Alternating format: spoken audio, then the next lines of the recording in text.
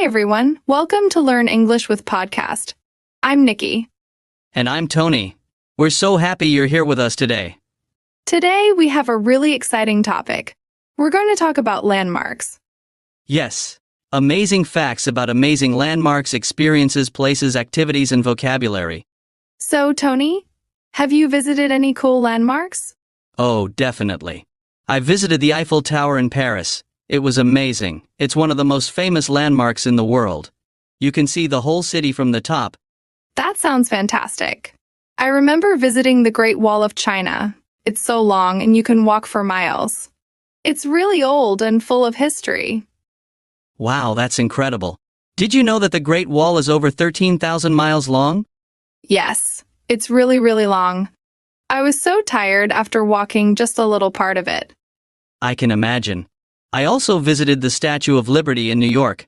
It's so big and it was a gift from France to the United States. That's right. The Statue of Liberty is a symbol of freedom. I've always wanted to see it up close. You should. It's very inspiring. But tell me, Nikki, what was your favorite part of visiting the Great Wall? My favorite part was learning about its history.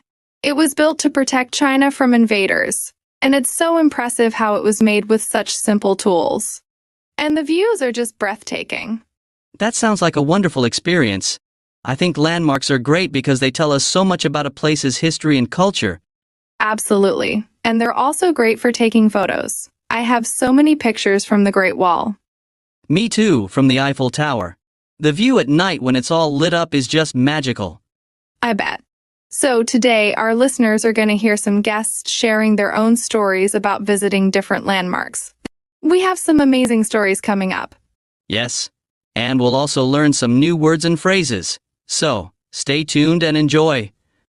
But before we start with our guests, let's talk a bit more about why landmarks are important. They are not just tourist attractions. They're also part of our world's heritage. Exactly. They remind us of important events, people, and achievements. For example, the pyramids in Egypt are over 4,000 years old and show us how advanced ancient civilizations were.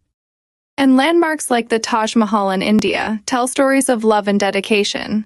The Taj Mahal was built by an emperor in memory of his wife. That's such a beautiful story. And speaking of stories, we have some great ones coming up from our guests. Yes. They will tell us about their visits to some famous landmarks and share their experiences. So, let's get ready to learn and have fun with our guest stories. Don't go anywhere. All right, now, let's welcome our first guest.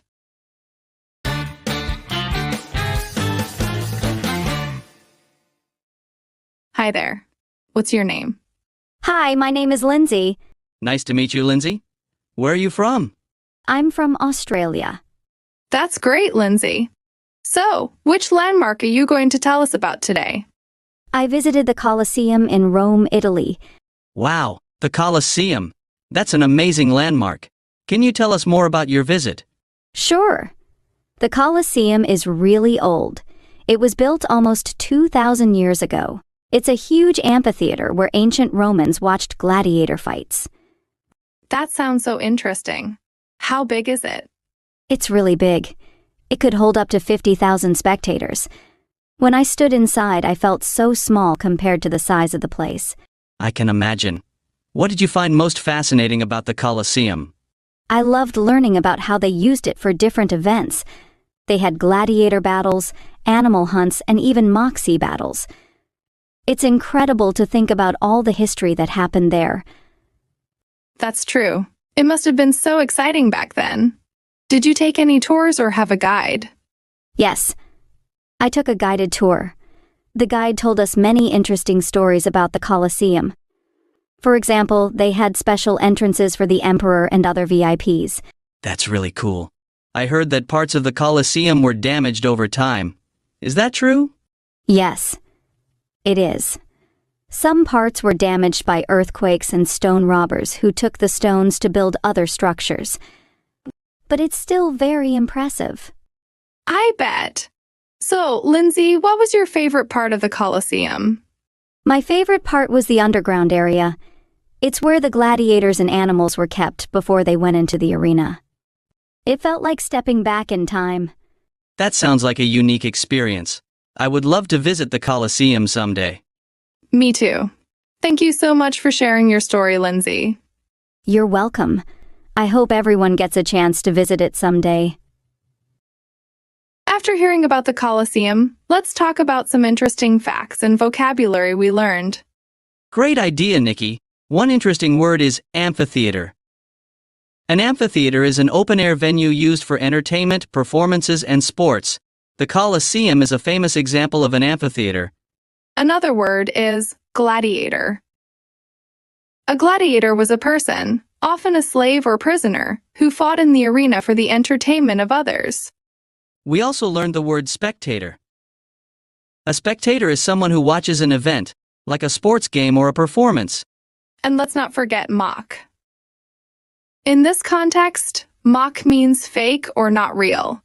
They had mock sea battles in the Coliseum, which means they pretended to have battles with water and ships. These are great words to remember. Let's repeat them. Amphitheater, gladiator, spectator, and mock. Now you know more about these words and the Coliseum. Thanks again, Lindsay, for sharing your experience with us. Thank you. It was fun to talk about it. All right, now, let's welcome our next guest.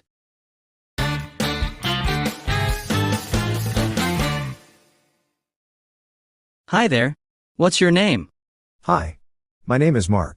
Nice to meet you, Mark. Where are you from? I'm from Canada. Great to have you here, Mark. Which landmark are you going to tell us about today? I visited the Sydney Opera House in Australia. Wow, the Sydney Opera House. That's a very famous landmark. Can you tell us more about your visit? Sure. The Sydney Opera House is an amazing building. It's right on the Sydney Harbour, and it has a very unique design with its white, sail-like roofs. It does look very unique. How big is it? It's pretty big. It has several performance halls, and the largest one can hold over 2,000 people. It's used for all kinds of performances, like opera, ballet, and concerts. That sounds wonderful. What did you enjoy the most about your visit? I enjoyed the tour of the inside. The guide showed us the different halls and explained how they built the opera house. It took over 14 years to complete. Wow, that's a long time. Why did it take so long to build? The design was very complex, and there were many engineering challenges. They had to figure out how to build the curved roofs. But the result is amazing. It certainly is. Did you get to see a performance there? Yes, I did. I watched a ballet performance. The acoustics, or the sound quality, were fantastic. It made the experience even more special. I bet it did. The Sydney Opera House is not only a place for performances, but also a symbol of creativity and innovation. Absolutely. Mark, did you learn any interesting facts about the Opera House during your visit? Yes. I learned that the architect who designed it, Jørgensen, was from Denmark. He won an international competition to design the Opera House, but he never saw it completed. He left the project before it was finished due to disagreements. That's really interesting. It's a bit sad he never saw his masterpiece completed. It is. But his design left a huge impact on the world. What was your favorite part of the Sydney Opera House, Mark? My favorite part was standing outside and looking at the beautiful view of the harbor and the Opera House together. It's a perfect spot for photos. I can imagine. Thank you so much for sharing your story, Mark. You're welcome. I hope everyone can visit the Sydney Opera House someday. After hearing about the Sydney Opera House, let's talk about some interesting facts and vocabulary we learned. Great idea, Tony. One interesting word is acoustics. Acoustics refers to the quality of sound in a building or room. Good acoustics make it easier to hear performances clearly. Another important word is innovation. Innovation means creating new ideas or methods. The design of the Sydney Opera House is an example of architectural innovation. We also learned about engineering challenges. These are difficult problems that engineers need to solve when designing and building structures. And let's not forget architect. An architect is a person who designs buildings. Jørgensen was the architect of the Sydney Opera House. These are great words to remember. Let's repeat them. Acoustics, innovation, engineering challenges, and architect. Now you know more about these words and the Sydney Opera House. Thanks again, Mark, for sharing your experience with us. Thank you. It was great to talk about it. All right, now, let's welcome our next guest.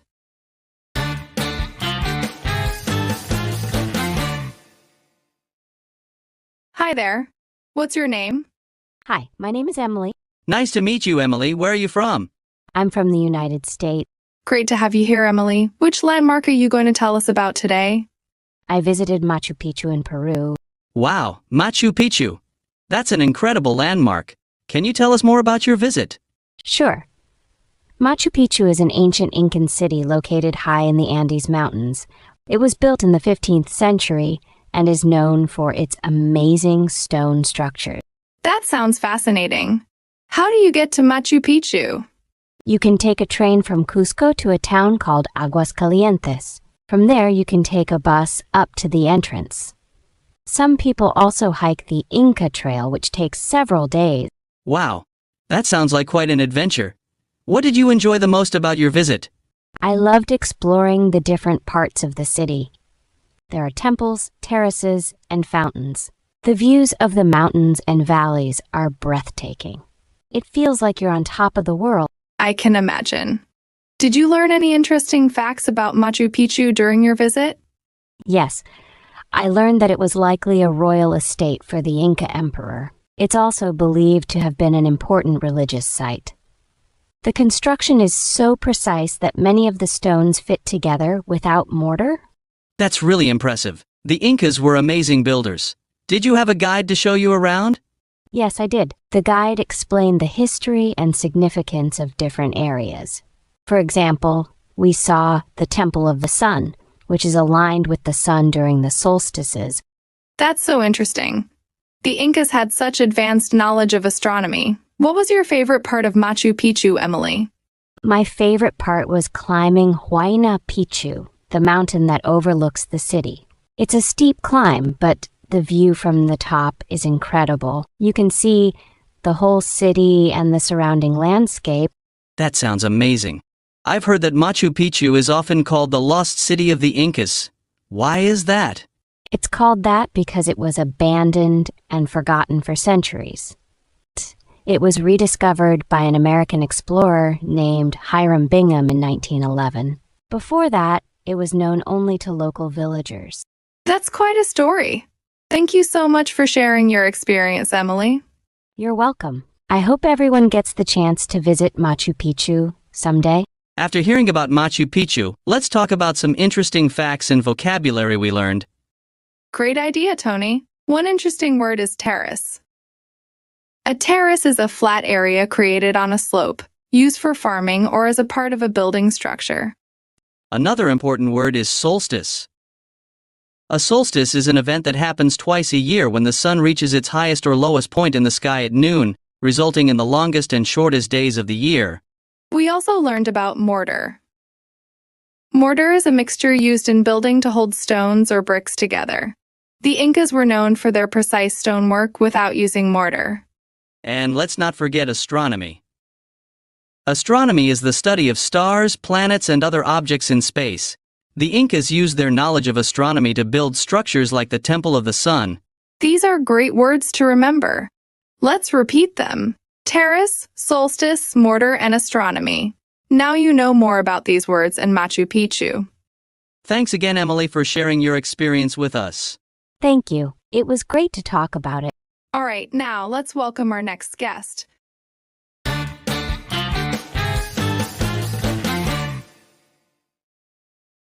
Hi there. What's your name? Hi, my name is Luis. Nice to meet you, Luis. Where are you from? I'm from Mexico. Great to have you here, Luis. Which landmark are you going to tell us about today? I visited the Taj Mahal in India.